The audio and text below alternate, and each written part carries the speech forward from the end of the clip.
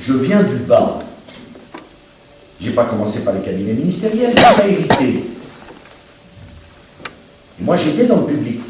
Je suis issu du public au centre, dans la salle. Et j'ai monté tous les échelons. Maintenant, parce que je vais vous dire un truc, moi. Si tous les autres qui ne s'étaient pas vautrés, ils ne s'étaient pas gourés, c'est pas mieux que moi qui s'est arrivé. Parce que vu de vous, moi je fais élite. Mais vu des élites, moi, je fais enfant des quartiers. Il dit, qu'est-ce qu'il fait là, lui? Est-ce que je me fais comprendre? Pourquoi? Parce que j'ai pas fait les mêmes écoles, parce que j'ai pas le même nom, parce que j'ai pas le même profil, parce que j'ai pas la même façon de parler, et parce que moi j'ai jamais baissé la tête non plus. Quand Chirac voulait que je la baisse, je lui dis non, c'est pas comme ça que ça se passe. Je me suis battu plus qu'aucun autre. Ils ont tous voulu me tuer, et je suis toujours là. Vous avez installé votre siège de campagne rue d'Anguin dans un endroit qu'on appelle la petite Istanbul, je crois. Est-ce que vous croyez que l'avenir de la France, inéluctablement, c'est la multiplication de petites Istanbul, non. comme on le trouve aux États-Unis, et comment on fait pour que ça soit pas ça? Parce que c'est ça en réalité. Non, mais c'est ça pourquoi? Parce que la communauté turque, elle s'intègre pas. Ils parlent entre eux, ils se marient entre eux, ils vivent entre eux. De la même façon, pourquoi a-t-on plus de problèmes avec les enfants originaires d'Afrique qu'avec les enfants originaires du Maghreb?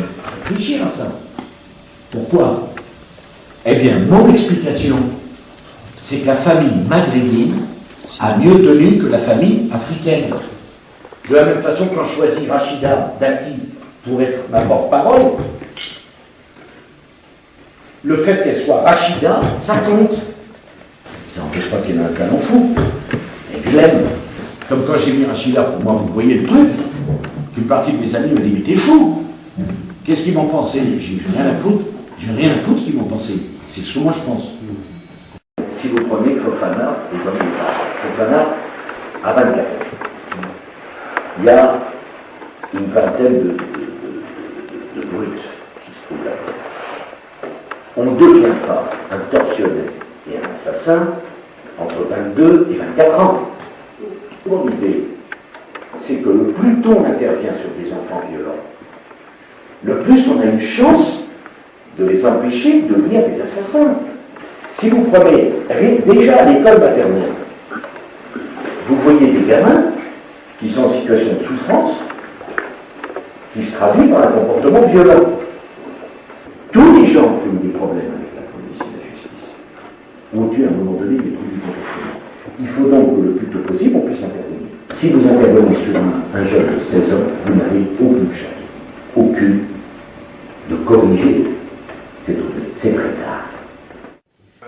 Régulièrement à la télévision, quand vous avez 3 minutes pour parler d'islam, des musulmans de France, très vite, il y a des mots qui sont lâchés, et c'est pas anodin, il y a des mots comme la polygamie, comme le mouton, comme l'excision, etc. Voilà.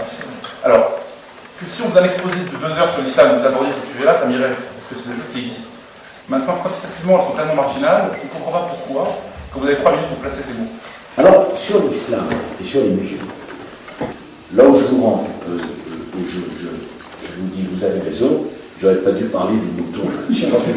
Non mais attends, non mais, si vous voulez me dire que j'ai eu tort, je suis d'accord. Mais attends, vous vous mettez dans le truc.